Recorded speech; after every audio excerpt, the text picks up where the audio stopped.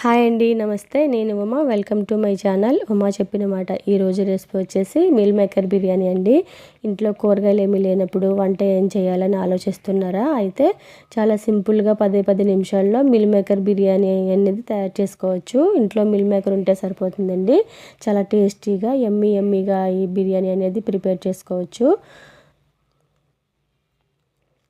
ఎవరైనా మన ఛానల్ని ఫస్ట్ టైం చూస్తున్నట్టయితే మన ఛానల్కి వెళ్ళండి. అందులో చాలా కుకింగ్ వీడియోస్ ఉన్నాయి. మీకు నచ్చితే ఛానల్ని సబ్స్క్రైబ్ చేసుకోండి, ఒక లైక్ చేయండి. లైక్ చేయడం వల్ల ఈ వీడియో మరింత మందికి వెళ్తుంది. వీడియోని స్కిప్ చేయకుండా పూర్తిగా చూడండి.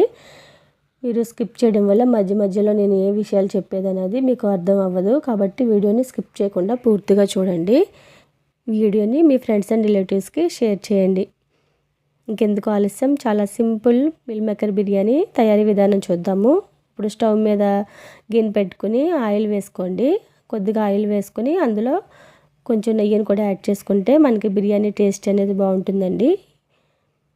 ఈ నెయ్యి కూడా శుభ్రంగా కరిగిన తర్వాత ఇప్పుడు ఇందులో హోల్ గరం మసాలా వేసుకోవాలి. యాలకులు, దాల్చిన చెక్క, లవంగి మొగ్గలు, బిర్యానీ ఆకు, స్టార్ పువ్వు ఇవన్నీ కూడా వేసుకొని కొంచెం వేగిన తర్వాత ఇందులో జీడిపప్పును కూడా వేసుకొని కొద్దిగా కలర్ మారుతుందన్నప్పుడు పచ్చిమిర్చి, ఉల్లిపాయలని వేసుకోండి. ఉల్లిపాయలని కొంచెం మీడియం సైజులో కట్ చేసుకొని వేసుకోండి. మరీ చిన్నగా కట్ చేసుకుంటే మనకి బిర్యానీలో కనిపించవు. ఇవి కొద్దిగా కలర్ మారుతున్నాయి అన్నప్పుడు మిల్ మేకర్ని వేసుకోండి. మిల్ మేకర్ని కొంచెం వేడి నీళ్ళలో వేసుకొని ఒక పొంగు రానిచ్చి దించేసుకుని వాటర్ అంతా పిండేసి వేసుకోవాలండి. ఈ మిల్ మేకర్ కూడా ఒక 5 మినిట్స్ వేయించుకోండి. కొంచెం కలర్ మారుతున్నాయి అన్నప్పుడు ఇందులో అల్లం వెల్లుల్లి పేస్ట్ని వేసుకోండి. నేను ఒక 2 గ్లాసుల బిర్యానీ తయారు చేస్తున్నానండి. ఒక 2 గ్లాసుల బిర్యానీకి మొత్తం ఈ పదార్థాలన్నీ కూడా ఒక 100 గ్రామ్స్ వరకు మిల్ మేకర్ తీసుకున్నాను.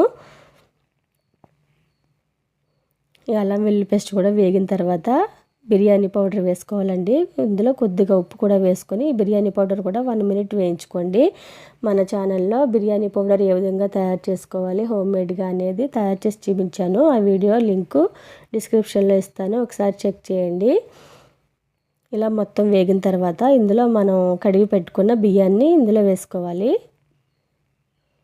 ఈ బియ్యాన్ని కూడా ఒక 5 మినిట్స్ వేయించుకుంటే మనకి అన్నం పొడిగా బాగుంటుందండి. ఇప్పుడు ఇలా కొద్దిగా వేగిన తర్వాత ఇందులో 2 గ్లాసుల బియ్యానికి 3 గ్లాసులన్నర వాటర్ వేసుకుంటున్నానండి.